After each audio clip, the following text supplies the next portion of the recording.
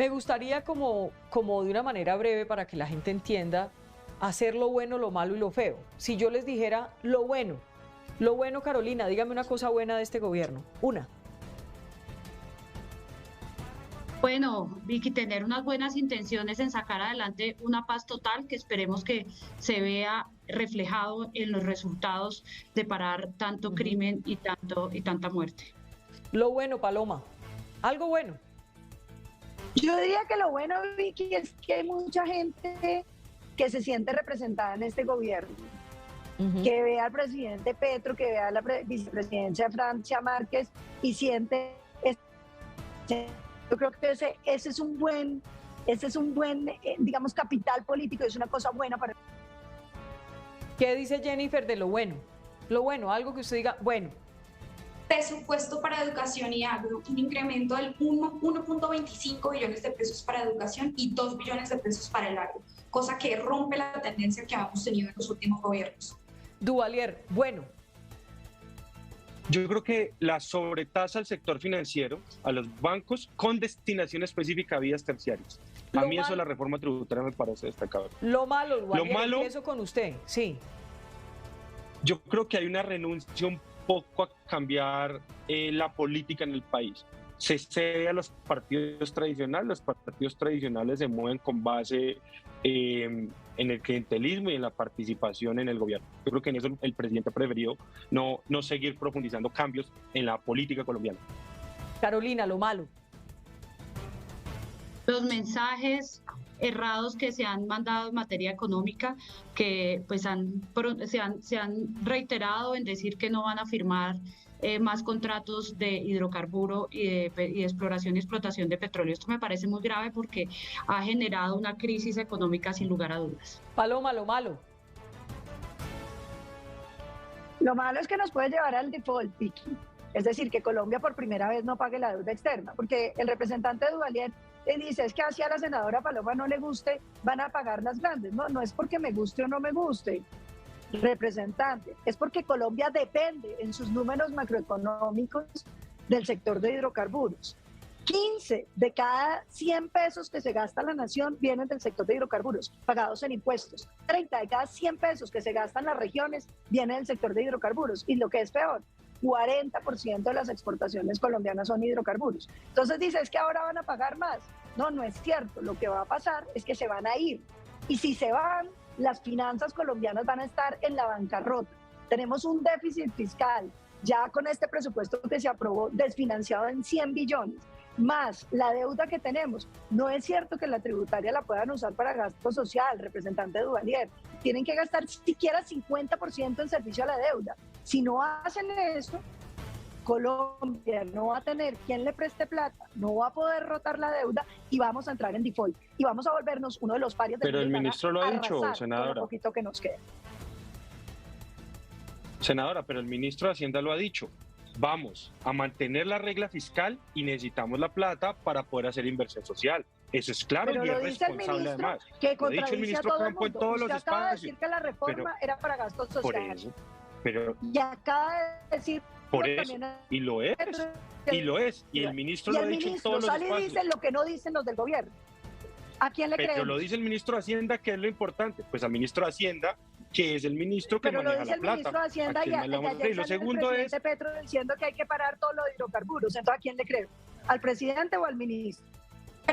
Pero también afirmar que porque se establezca una sobretasa, como lo pone esta reforma tributaria, entonces se van a ir los inversionistas del sector minero energético, es una cosa muy difícil de afirmar. Uno, porque son recursos que hay escasos en el mundo, y dos, porque ha crecido sobremanera el precio del barril del petróleo y el precio del carbón.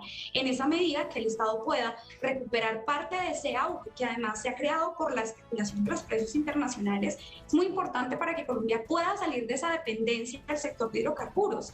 Si no hay un impuesto dedicado a recoger parte de ese boom minero energético para poder financiar gasto público orientado a diferentes objetivos, pero sobre todo a salir de la dependencia de los hidrocarburos, pues es muy difícil que nosotros abandonemos ese sector progresivamente. Yo también creo que las declaraciones del Ministerio de Minas han sido muy equivocadas, pero la transición energética hay que hacerla y no creo que esa amenaza constante de si nos ponen un impuesto, una sobretasa temporal asociada al precio de los commodities, entonces nos vamos y aquí les dejamos el hueco en la Guajira. Eso no me parece franco con la realidad, porque los precios internacionales son excesivamente altos en este momento, porque no son recursos fáciles de encontrar en otros países para que se vayan, y tres, porque ya hay una inversión física que han hecho en Colombia, y en ese sentido pues creo que no nos permite dar un debate franco. Yo sí creo que la sobretasa al sector financiero y al sector de hidrocarburos, que son los que han tenido utilidades incluso en medio de la pandemia, nos permite a nosotros recuperar recursos para poder hacer gasto público. Y ya en la discusión del presupuesto general seguramente el Congreso será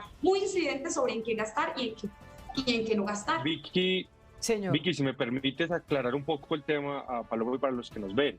Y Jairo, miren, ¿qué pasa? Cualquier empresa en Colombia, usted con su esfuerzo, todas las empresas empiezan de abajo, con mucho esfuerzo pagan 35% de renta. El Estado tiene una riqueza que le pertenece, lo que hay debajo del suelo es del Estado. Viene alguien y le dice, oiga, yo quiero sacar eso que hay ahí, ese petróleo. Y entonces resulta que la renta es 35. Bien, resulta que esas multinacionales le pasaban unas regalías al Estado y las descontaban, entonces no terminaban pagando 35, pero además no creaban esa empresa le pertenece, o esa riqueza mineral al Estado. Hoy lo justo es que van a pagar el 35. Antes, sobre ese 35 descontaban la transferencia que hacían al Estado. Hoy es el 35. Y lo que le transfieren al Estado es lo que les queda después de pagar la renta. La sobretasa es si el mercado internacional está muy bien, entonces van a pagar una sobretasa. Si no, pues no. Y allí está, digamos, en términos justos. Pero yo creo que hay que ser claros en eso. Y es, muchas empresas que han hecho inversiones acá lo han dicho abiertamente. No nos vamos a ir, le apostamos a Colombia. ¿Qué necesitan? Seguridad jurídica, es decir, estas son las reglas sobre las cuales el país va a dar licencias o va a permitir que sigan los contratos. Yo en eso puedo estar de acuerdo con la senadora Paloma, y es, deben ser más claros en los términos de exploración, porque creo que eso permite financiar y apalancar sectores sociales o educativos o agrarios. Pero en cobrarle al sector de los hidrocarburos es apenas lo justo, porque si no terminaba pagando más un emprendedor que tiene, no sé, negocios de alimentos que las multinacionales que venían a extraer nuestros recursos naturales. Con la excepción que los recursos naturales se sacan y ya no hay más. Sí, vamos finalmente entonces con lo feo de este gobierno. Jennifer. Lo feo de este gobierno es que hayan cumplido dos promesas que personalmente eran muy importantes. Uno, tener órganos de control independientes, porque eligieron un contralor de bolsillo, a pesar de que cuando estaban en la oposición siempre lo denunciaron.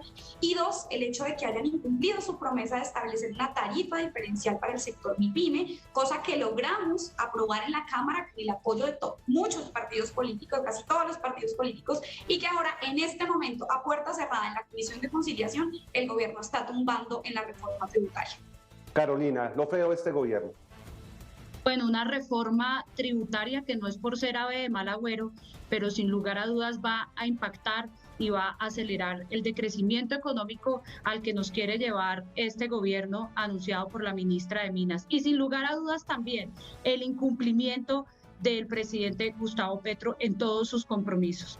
No es posible que tengamos un presidente que esté llegando o ni siquiera esté llegando a los encuentros con los primeros mandatarios, que esté llegando, que no llegue a una foto importantísima en una cumbre donde se está hablando de cambio climático y de un tema tan importante como es esa transición energética y ambiental, y por supuesto también que no llegue pues a ni siquiera a sus diálogos vinculantes que están llevando en los territorios. Duvalier, lo feo de este gobierno. A mí me ha dejado mucho sin sabor la falta de rigor metodológico y de orden en las inmensas convocatorias en las regiones, en los llamados diálogos vinculantes. He participado, por ejemplo, en el de Cali, he hecho seguimiento a los otros y me parece que hay unas oportunidades inmensas de mejoras que las personas van con muchas ilusiones de presentar sus propuestas y que el método a veces no es el adecuado. Así que creo que eso me ha parecido feo, porque al final la gente va con mucha ilusión y se va un poco decepcionada. Paloma, finalmente, lo feo de este gobierno. A mí lo feo me parece el doble rasero, las mentiras, Jaime. Porque entonces esta era la gente que organizó un paro y que casi acaban con este país porque se iban a grabar los alimentos. Y le pusieron un impuesto a muchos de los alimentos que consumen incluso los ciudadanos más pobres de Colombia, incluyendo el pollo despresado que viene con aliño, el maní, las papas fritas porque son ultraprocesadas, las gaseosas, bueno, en fin, una cantidad de cosas que va a generar más inflación. Una segunda mentira, la mentira que han dicho sobre el medio ambiente. Mire, todo el tiempo dicen que están preocupados por el medio ambiente, pero en realidad no hacen nada para corregirlo, porque lo que debimos haber visto fue recursos para el sector ambiental. Este es uno de los presupuestos para el sector ambiental más pobre, aparte de que le quitaron la destinación específica que habíamos conseguido en el gobierno anterior para proteger el Amazonas, lo metieron en un fondo general que quién sabe en qué lo van a gastar. Hablan de diálogo cuando en realidad lo que les gusta es el monólogo. Los que han ido a los diálogos vinculantes me cuentan que va el presidente Petro, habla 2 horas y se va, no escuchan a nadie, y cuando alguien que no piensa como ellos quiere hablar, entonces prácticamente lo chiflan. Lo de la pequeña empresa, ¿cómo le dijeron a la pequeña empresa que le iban a ayudar? No hicieron en la tributaria lo que se necesitaba. Propusimos la tarifa cero para los pequeños emprendimientos de este país, para avanzar en la formalización. Tampoco quisieron ayudar en eso. Y sobre todo las mentiras sobre la industrialización. Dicen que quieren industrializar este país. En la tributaria no hay un solo incentivo para industrializarlo. Entonces, a mí me parece que lo feo es que por un lado hablan y por el otro lado hacen justo lo contrario.